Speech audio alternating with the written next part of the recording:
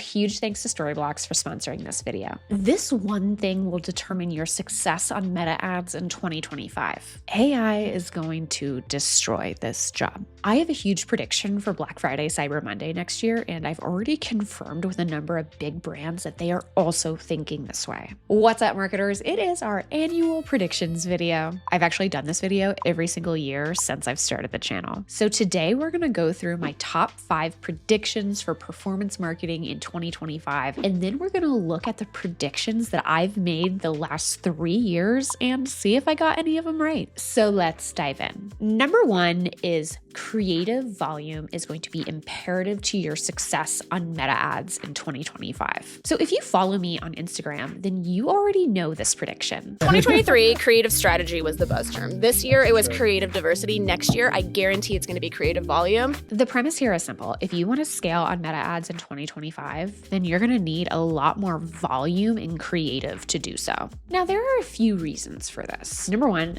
Meta ads have changed a lot. In fact, I think that Advantage Plus shopping campaigns are probably the biggest change that I've seen on the platform in the last 5 years. And it's really enabled brands to test more creative without wasting as many ad dollars. And number 2, AI is now going to enable brands to test more volume. A lot of brands are going to be taking advantage of this, so you don't want your competitors to have the upper hand there, which is why I think that there's going to be a huge boom of brands testing out solutions like AirPost to help with that volume. And the final reason why this is going to be so important is more theory, but I personally believe that the more opportunities, aka creatives, that you put out there, that equals the more opportunities that you have to succeed as a brand. And the number one question that I got about this is, okay, Dara, what about quality? And yes, that is still going to be really, really important, which is why you're going to have to be really selective about which AI solutions you are leaning into to help produce more of that volume. If you're interested in me doing a bigger deep dive on what type of creative volume brands should be looking at, please let me know in the comments. I would be more than happy to make that video for you.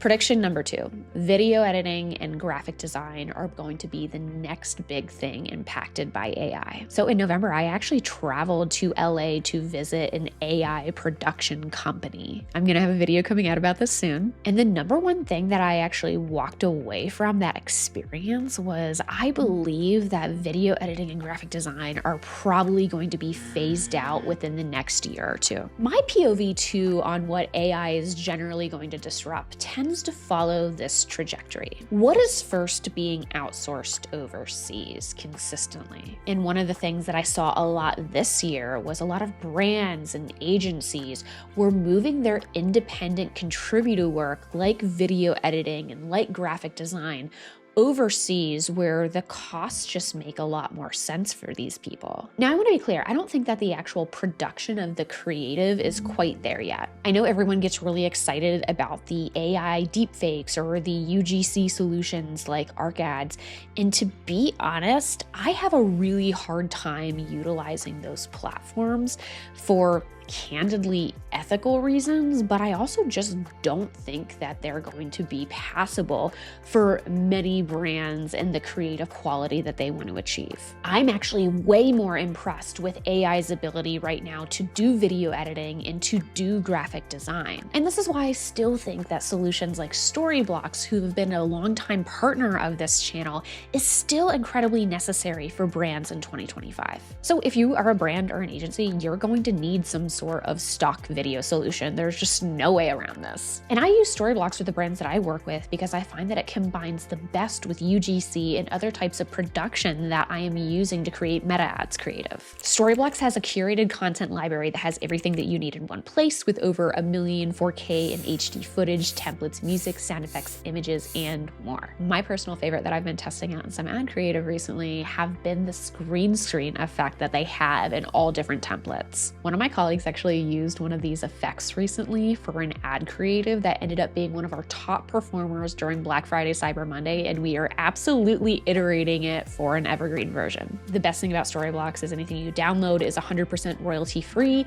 so you don't have to worry about licensing rights, even for ads. And you don't have to plan a photo shoot, fumble with AI solutions, or get a creator to make it for you. It is literally instantaneous content. To get started with unlimited stock media downloads at one set price, head to storyblocks.com/Dara storyblocks.com/Dara Denney or click the link in the description. In prediction number 3, 2025 is going to be the year of the B2B creator. This is actually something that I mentioned in last year's video, and this is absolutely coming to fruition. Corporate content is hot.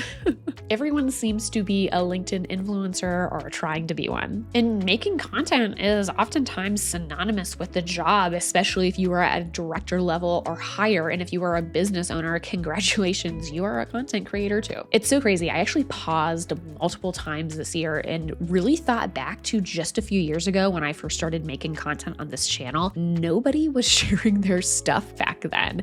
And now I kind of feel like there is a lot more people sharing their stuff, which in the end I think is good, but there's just a lot more muck that we have to sift through to find true value and true creators that we can align with. And my message here is to be wary. You know, everyone seems to be shilling some type of product or SaaS solution, and something you should always ask yourself is, does this person have something to gain by doing so? Potentially. Now, don't get me wrong. I take sponsorships and have long-term partnerships for this channel, right?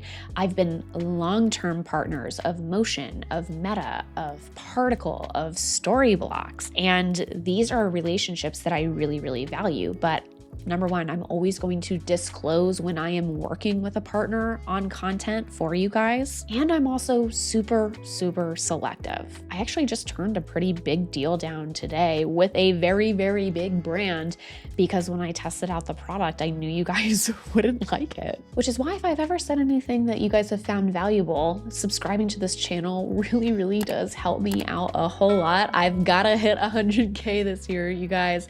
And, you know, just that little tick from you, the people who view my content and watch me every single week, truly does mean so, so much. All right, prediction number 4. Influencer is actually going to become a performance channel in 2024. Now, this idea is actually something that I heard from a conversation between Nick Sharma and Noah Tucker of Social Snowball. But it's interesting, as 2024 progressed, the top conversation that I was having with brands was actually a lot around affiliate marketing. So in a few weeks, I'm actually going to be having a big YouTube video that goes in depth all about affiliate partnerships and the best way to position those and structure those for your brands, because it's honestly one of the big things as a growth marketer I am now working on for brands to build up in 2025. The reality is that a lot of brands have been burned by massive influencer costs. And I now see that brands are really starting to take the POV of wanting long-term, more in-depth partnerships with influencers and creators who really move the needle for them. And when they're exploring relationships with new creators, they really want to operate on more of an affiliate basis that, you know, really does benefit both the creator slash influencer and the brand. And even as a creator myself, you know, I have affiliate deals, I have one-off sponsorships, but I really do tend to prefer, and now in my business, I'm focusing a lot more just on the longer term partnerships and the affiliate partnerships. I'm very, very seldom doing one-off sponsorships as a creator these days. And number 5, I think Black Friday, Cyber Monday will actually be shorter next year. Essentially, I think brands are going to stop or really pull back on the early discounting. Now, this is actually something that I first hinted at in my tier list Black Friday, Cyber Monday video that I launched a few weeks ago. But something that I saw with the brands that I worked with is we didn't really see as much of a Black Friday, Cyber Monday spike that we're used to seeing because we had a much longer time frame for discounts. A lot of the brands I worked with started discounting at the beginning of November. And what I actually see now, especially with consumer behavior, is they're actually going back to a little bit more pre-pandemic times where they are really waiting for more of that bigger offer come Black Friday, Cyber Monday. And if they don't see it, maybe they're not jumping on it because they assume now that that offer is going to last longer. So I've now talked with a few brands about this, and they've also agreed that they're likely going to be having Black Friday, Cyber Monday just during that week or even just during those days to try to see if that actually has better performance for Q4. I'm really curious to hear what you guys think about these predictions. Be sure to let me know in the comments if you agree or disagree with anything. I love having conversations with you guys there. I'll be sure to reply to every single one, but I'm really curious to hear what you think about your own predictions as well. And now let's go look through the predictions over the last few years. Let's first look at what I predicted last year for 2024. Now, I had two predictions that I think were pretty similar. Number one, brands are going to start focusing more on brand than they are on performance, and brands are going to be leaning more into this idea of performance branding. And I actually think that this is something that I started to see a lot more this year, especially with brands that are starting to scale up quite a bit on Meta. They're really talking about more brand building activities and how to open more of the top of funnel. I've had a lot more conversations this year around TV advertising, around podcast advertising, around other platforms to market on aside from Meta. So while I don't think that maybe it was as big of a splash as I anticipated, it was definitely something that I've seen working with brands that are spending more than 6-7 figures per month on their paid ads. And number three, the focus is going to be less on Meta ads, but not necessarily TikTok. So what's interesting about this is I actually feel like the industry focused a lot on Meta ads throughout the bulk of the year, but then app loving came in to focus, towards the end of Q3, Q4, and I couldn't have predicted that one, but that is definitely the big platform that is on the top of mind for many brands right now. And I can say it is impressive. If you want me to do a bigger deep dive on it, let me know. And then the other prediction I had was that AI is going to take over for more operational work and brands are going to really just be hiring for strategy. And what I'll say about this is I've definitely noticed that brands are hiring for strategy domestically. So I'm talking mostly about US-based businesses, and anything that's independent contributor work, they're sending a lot of that overseas. I haven't really quite seen AI taking away jobs yet. I think we're going to see that a little bit in 2025 as, more AI video editing and graphic design gets implemented. But for now, I just see a lot of that independent contributor work going overseas, not quite going to AI, but I think it's in our future. And number 5, the TikTok shop arbitrage will die down. Absolutely. This is definitely something I've seen. I also think that candidly, it's just really industry and brand specific. I heard a statistic recently that the average AOV for TikTok shop was around $15. So if you have a product that is more than that, AKA something that's actually going to succeed on Meta ads, it's probably going to be really, really difficult for you to succeed on TikTok shop. I also think that with all the noise around TikTok being banned or not being banned, it's really scared a lot of creators away from the platform and brands as well. I guess, another prediction I should have had for this video is TikTok going to actually shut down January 19th? And my gut instinct is no. I think at the 11th hour, they will honestly find a reason to keep it around. But I think that actually the ramifications and the impact of all of that conversation around it being shutting down is kind of going to have a similar impact for creators and brands. Creators don't want to be on the platform because they can't trust that it's actually going to be there for them. Brands don't want to be on it because same thing. How can they know that they're actually going to make money from this platform? I really think that, this conversation has just really made people nervous and turn away from the platform overall. Even myself as just a TikTok user, I have found that I turn to the platform a lot less these days because I just don't really have a belief in its sustainability.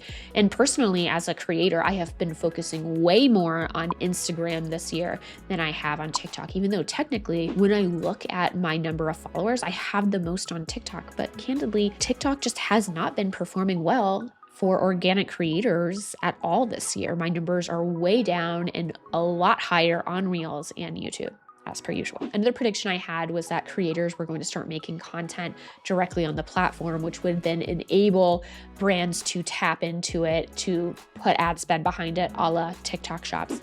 We haven't quite seen that from Meta yet. I still think and have hope that this is in our future though, but honestly, I haven't heard anything, so TBD. And my last prediction for last year was that we will have less full-time creators, but more professionals making content. And I'd say it's a little too early to tell. I feel like more and more every day people are becoming full-time creators, but maybe that's just because of the position that I'm in. I happen to meet and come across a lot more of those people. But I will say actually a number of the creators that I have met recently do not have full-time content creation as their sole only job. They're either entrepreneurs who have other brands or businesses, or they've actually went back to the workforce to work for a brand or company. Even myself, I work part-time for a brand in the city. I actually go to the office and hang out there for 8 hours a day, doing work, working on a team.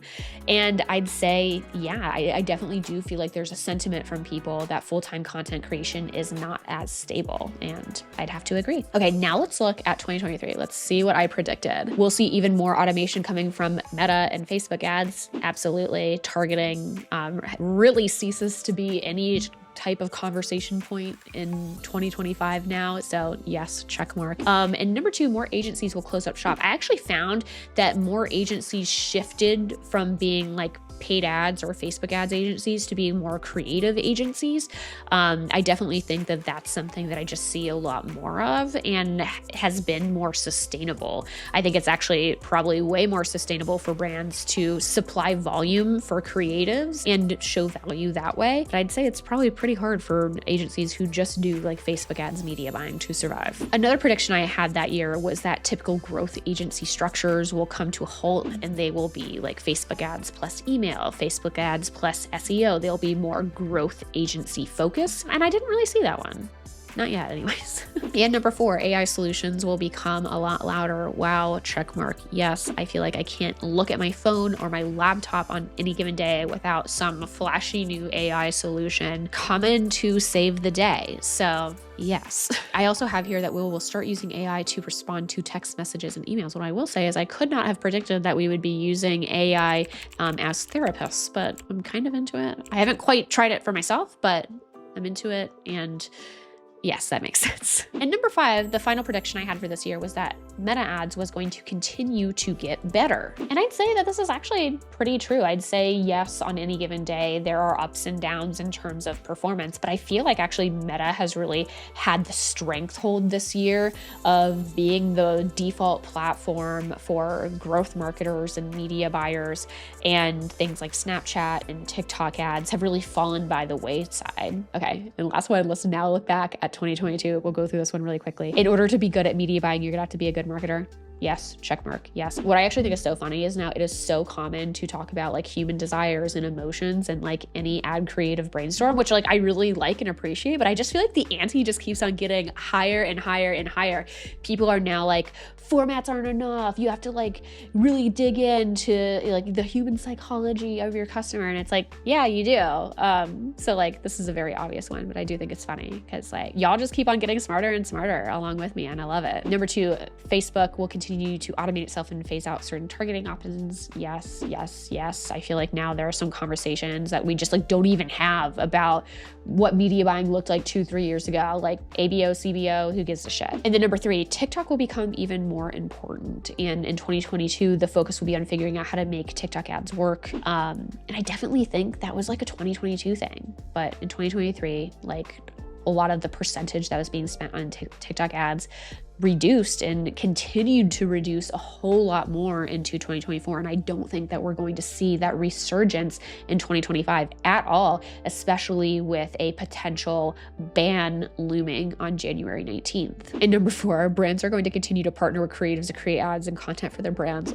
Oh, baby Dara, like, yes, continues to happen. Actually, what I have talked about recently with brands is building out those longer term partnerships with creators that you find a lot of success with and incentivizing them, to continue making content for your brand. I've actually spoke with a few creators recently about doing exclusivities with certain brands and how to price those out. And I really do think that 2025 in many ways is going to be the year of bigger, better partnerships that are more long-term in nature for nearly anyone. And I think everyone is thinking that way. And then number five, the UGC creator market is about to explode, being able to create good and effective UGC content. So if you want to have UGC that converts you to product, wow, baby Dara.